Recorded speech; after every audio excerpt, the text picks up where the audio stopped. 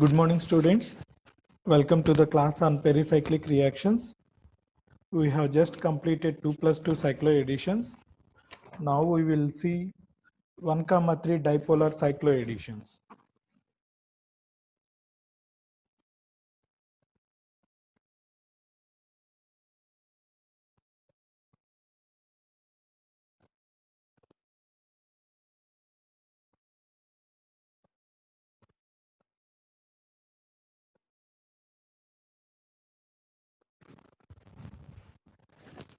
One comma 3 dipolar cycloadditions. These are also called as 3+2 cycloadditions.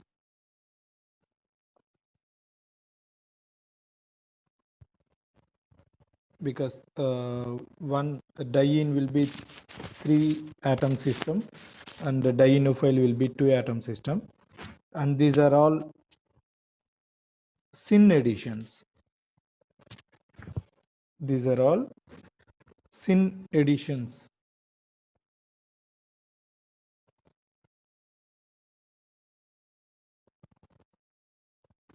Now I'll give you some examples for dipolars. These are called dipolarophiles.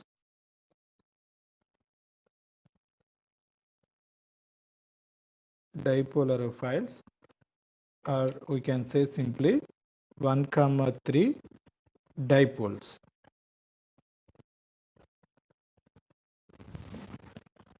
The simplest example is ozone.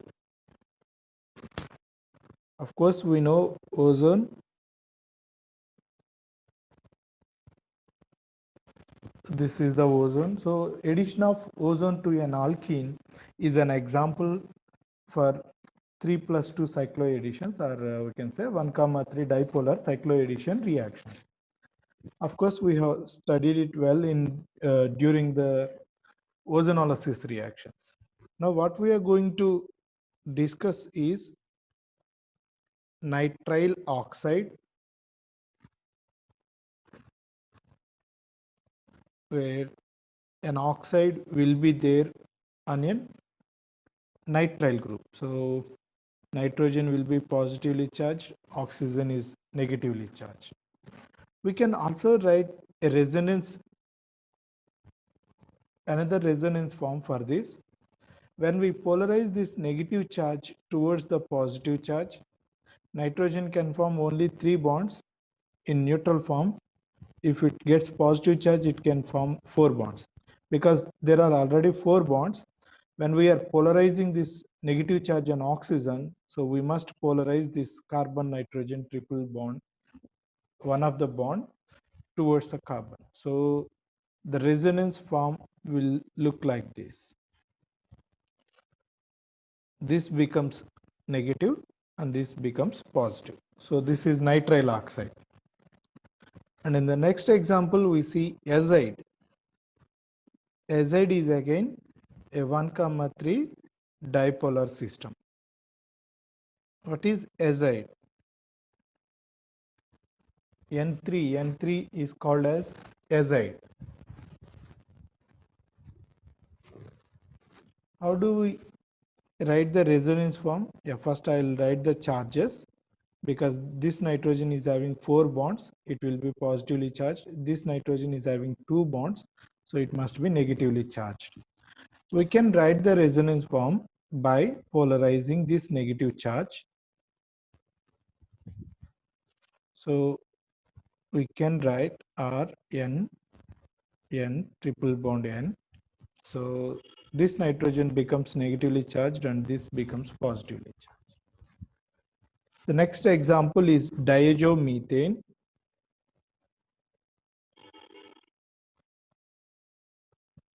Diazomethane. What is diazomethane?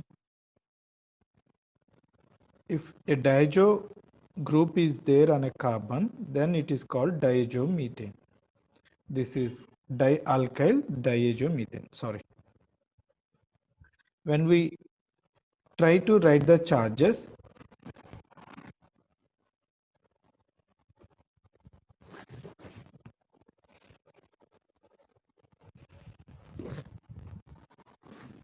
This nitrogen is having 4 bonds, so it must be positively charged. This nitrogen is having 2 bonds, so it must be negatively charged.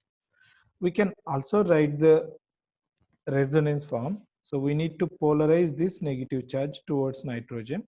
So this carbon nitrogen double bond will also polarized towards carbon.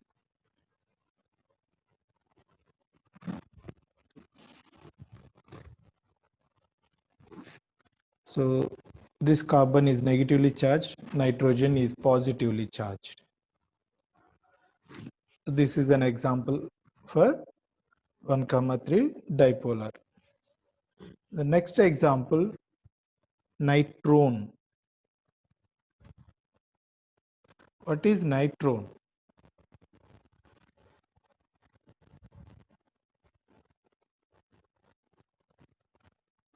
We know oximes, right? C double bond N OH. If oxime is charged oxime and if nitrogen is having an alkyl group, if it is having an alkyl group, then nitrogen gets positive charge, oxygen will get negative charge. So this type of systems are called nitrones. Now, without this, it is simple an oxime, right? If we have a carbonyl, when we add a hydroxyl imine, it forms an oxime, right? So if nitrogen is having an alkyl substituent, then it is called nitrone. We can write the resonance form for a nitrone. So polarize this negative charge towards nitrogen, then polarize this carbon nitrogen double bond towards carbon.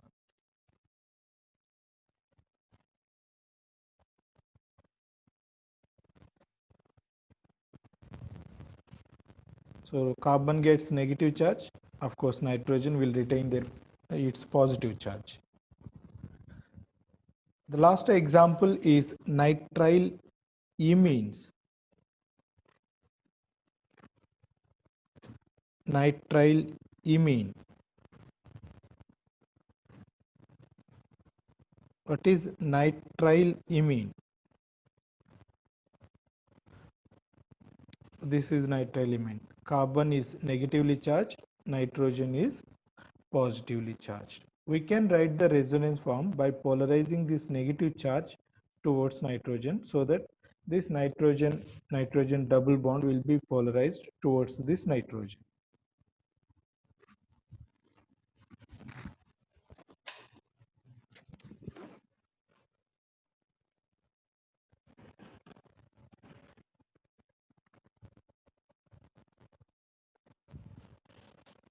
Nitrogen retains positive charge. This nitrogen will gain negative charge now.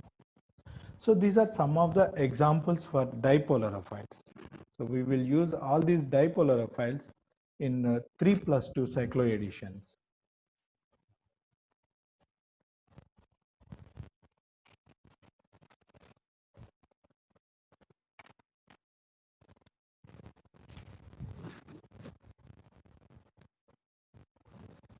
Not only these things, even addition of osmium tetroxide to a alkene or addition of sodium periodate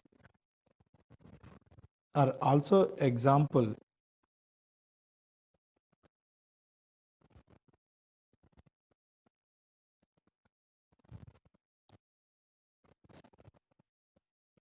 are also examples for 1,3 dipolar cycloadditions.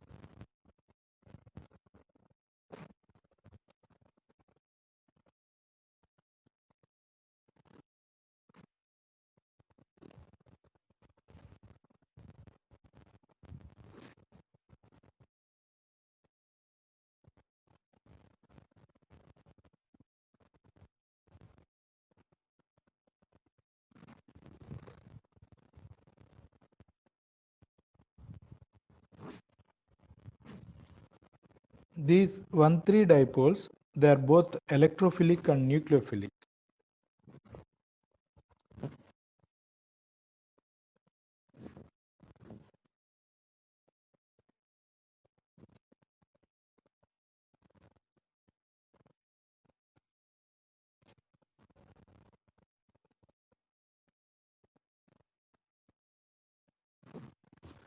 They are both electrophilic and nucleophilic. So that means they will use either HOMO or LUMO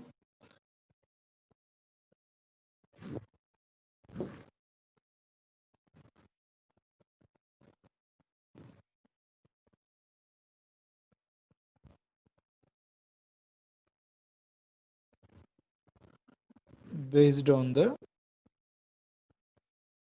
dienophile.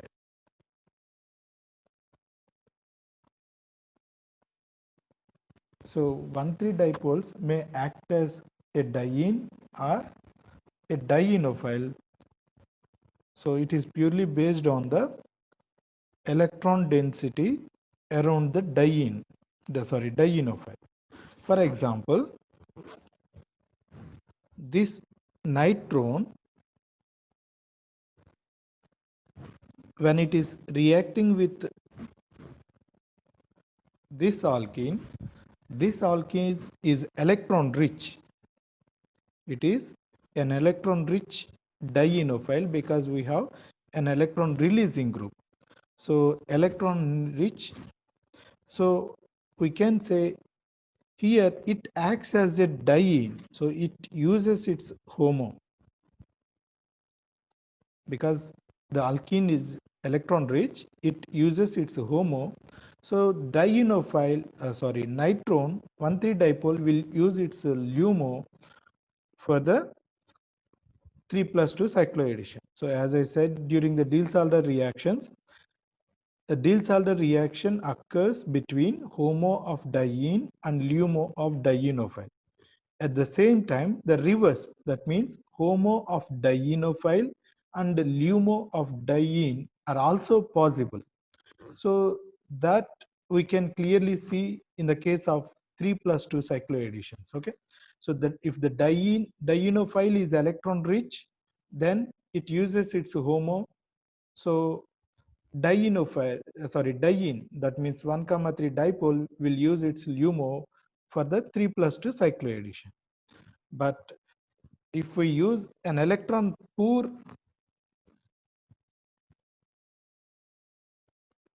dienophile, say in this case we are using a dienophile which is having an electron withdrawing substituent. So in this case it is electron poor dienophile. So here dienophile will use its LUMO. So 1,3 dipole will use its HOMO for the 3+2 cycloaddition.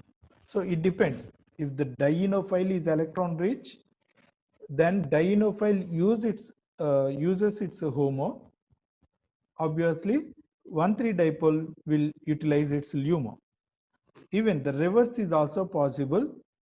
If the dienophile is electron poor, then dienophile generally uses its LUMO for cycloaddition. In that case, 1,3 dipole will use its HOMO for the cycloaddition.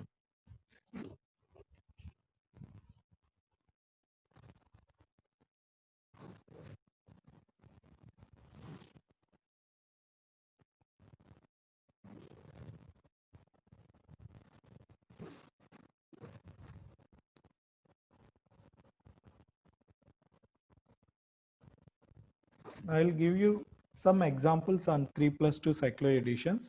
We will start with the nitrile oxide. What is nitrile oxide? C triple bond N is called a nitrile functional group, and if we have an oxygen on the nitrogen, so nitrogen will be positively charged, oxygen will be negatively charged. This is called nitrile oxide.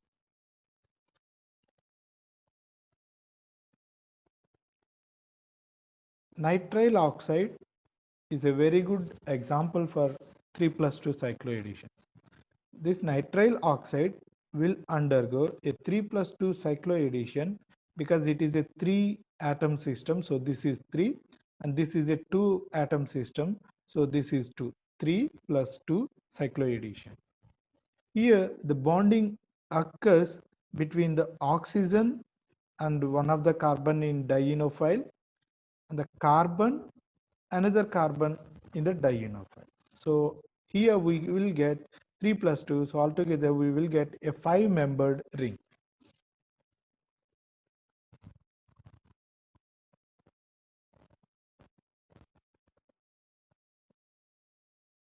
Since it is a jet double bond, and we know the stereochemistry of reactants will be retained in the products, so what we get is a cis cyclic system. So this compound can be explored in different ways. For example, if we treat this with the lithium aluminum hydride, lithium aluminum hydride will break the nitrogen oxygen bond. At the same time, it can also reduce C double bond N. It can also reduce imines to amine. So the product here is NH2OH. So this is R. This is.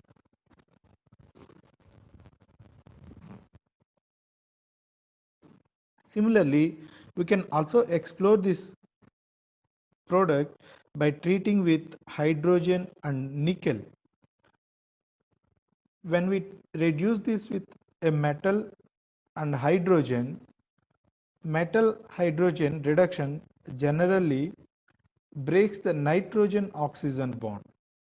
So here what we get is an imine alcohol. Of course, you know, imines can be easily hydrolyzed to corresponding carbonyl in the presence of moisture, or when we add water, it immediately hydrolyzes to the corresponding carbonyl. So this is the product.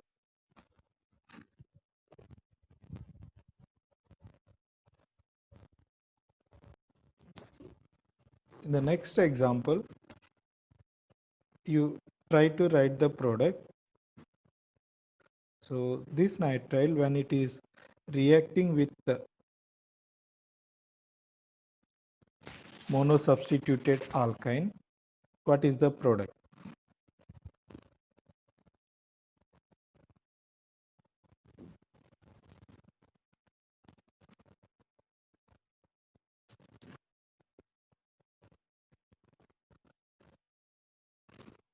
So how do we generate nitriles?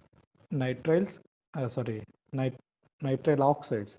Nitrile oxides, yeah, from the structure we can clearly see that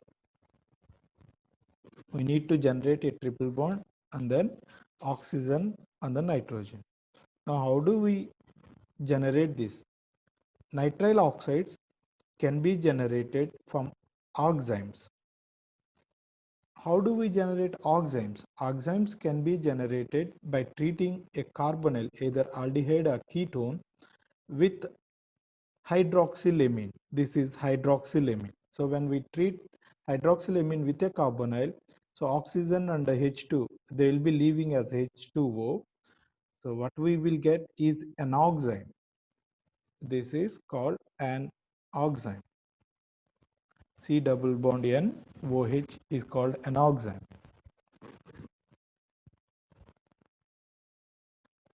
Then this oxime can be converted to nitrile oxide by treating with chlorine and a base.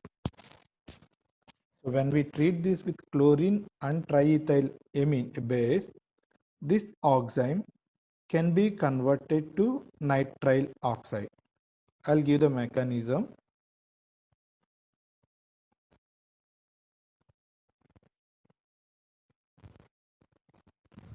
When we treat this oxime with chlorine, it undergoes chlorination.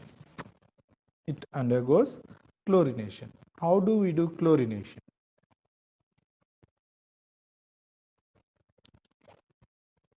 So oxygen will polarize its lone pair towards nitrogen. So this nitrogen carbon double bond will be polarized so that the carbon in oxime will be halogenated. So the product is H N double bond OH, then chlorine. Of course, we need to take out one more Cl minus, right? Then when we treat this with a base or a base, that means a chloride ion which is generated now will pick up this proton, So this carbon hydrogen bonding electrons will be polarized towards nitrogen, and this will be polarized like this. So what we will get is,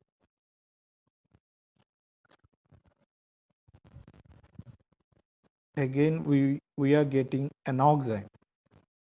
Now this oxime can be converted to nitrile oxide.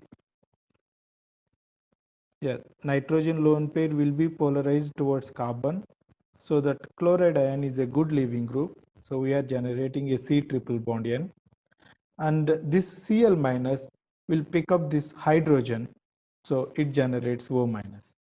Okay, so lone pair and nitrogen is used to generate C triple bond N.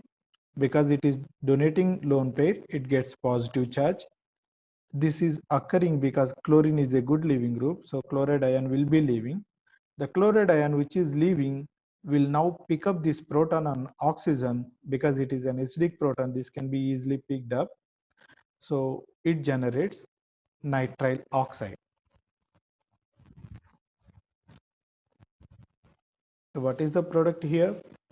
When you want to write the product, we need to it is always better to write the charges and then expect the position of substituents on the system. R alkyl group is an electron releasing group, so minus will be here, plus will be here. So there is a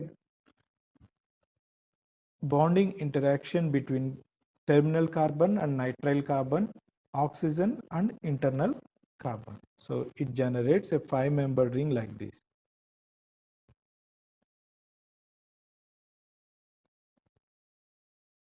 So this is